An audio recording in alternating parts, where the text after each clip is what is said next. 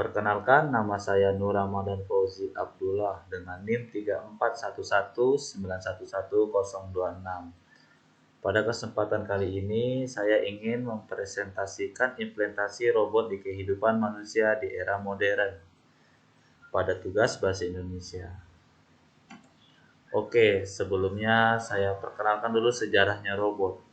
Robot pada dasarnya adalah alat mekanik yang dapat melakukan tugas tertentu untuk membantu manusia, baik menggunakan pengawasan dan kontrol manusia maupun menggunakan program yang telah didefinisikan terlebih dahulu dengan kecerdasan buatan. Istilah robot berasal dari bahasa Ceko, yaitu robota, yang berarti pekerja, dalam kurungnya worker, yang tidak mengenal lelah ataupun bosan. Jadi, robot pada masa mendatang ini atau pada saat ini adalah robot yang dapat dimengerti manusia baik dalam sukacita maupun duka cita.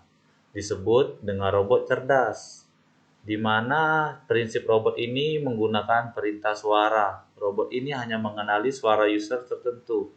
Robot memiliki struktur tubuh sama dengan manusia, di mana terdiri dari kepala, dari telinga, 2 tangan, dan 2 kaki.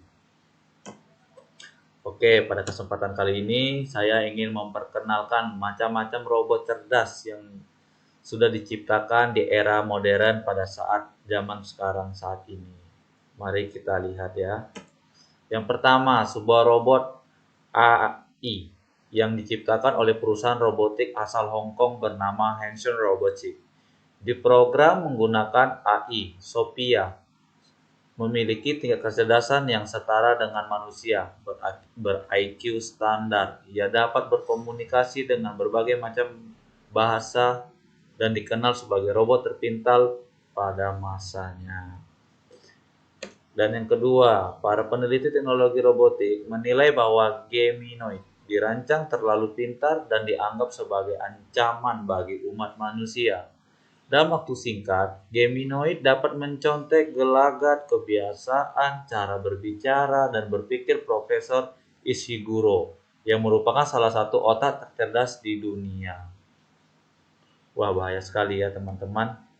Dan yang ketiga, yaitu robot yang bernama dengan Cheetah, karya Boston Dynamics yang diklaim sebagai mesin pelari tercepat di dunia. Kecepatan Cheetah dapat mencapai 29 mph, mengalahkan pemegang rekor sebelumnya yang datang dari Universitas Teknologi Massachusetts atau MIT. Pada angka 13 mph, robot ini dibentuk menurut anatomi seekor cheetah. Berarti sangat kencang ya teman-teman. Cheetah itu lengkap dengan kaki yang kuat dan cepatnya. Sempat beredar rumor bahwa pemerintah Amerika Serikat berniat membeli program robot ini untuk dijadikan sebagai senjata militer mereka. Dan nggak kebayang. Dan yang terakhir, yang keempat, dikembangkan oleh kerjasama antara NASA dan Universitas Edinburgh. Salah satu robot terpintar ini dirancang hidup di Mars sebelum manusia. Mesin yang dinamakan Valkyrie, robot ini merupakan salah satu robot industrial paling canggih dan pintar di dunia, sehingga dijuluki sebagai humanoid.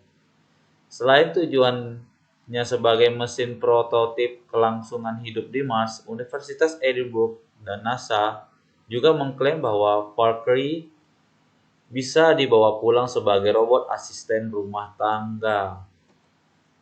Nah, dari beberapa jenis robot tadi, mari kita bahas dampak positifnya pada robot di era zaman pada saat ini. Yang pertama yaitu pekerjaan akan cepat selesai. Pastinya, mengapa demikian? Karena robot ini juga diciptakan sebagai alat untuk membantu mengerjakan suatu pekerjaan itu agar lebih mudah. Nah, jadi, kita masuk ke dampak positif yang kedua.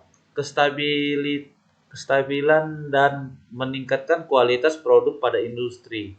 Ya, pada saat ini ya kita bisa lihat di beberapa perusahaan yang ada di Indonesia sendiri, udah berbagai macam banyak alat-alat produksi suatu perusahaan tersebut sudah menggunakan 80% bahkan hampir 90% yaitu robot.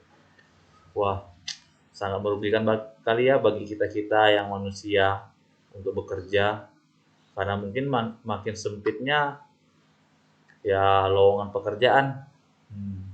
Yang ketiga, meningkatkan dalam manajemen produksi karena berkurangnya masalah akibat human error. Nah, ini dia yang mengatakan human error.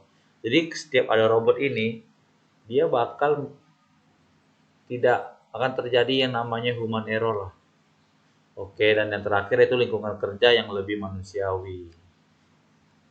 Oke, dari dampak positif kita lanjut ke dampak negatif. Nah, dampak negatifnya nih yang kita sebut sebelumnya, yaitu yang pertama, pengeseran atau penggantian manusia. Seperti kita lihat saat ini kan, banyak industri-industri tersendiri udah berpaling menggunakan teknologi robot yang dimana manusia ya saling bersaing. Padahal robot sendiri diciptakan oleh manusia, sangat disayangkan ya. Yang kedua, mentalitas teknologi yang dimana saling bersaing. Dan yang ketiga, penyeimbangan kembali yang tidak adaptif. Dan yang terakhir, kepribadian yang terhimpit. Oke, dari sini aja sekian presentasi saya. Mohon maaf apabila ada terjadi kekurangan. Wassalamualaikum warahmatullahi wabarakatuh.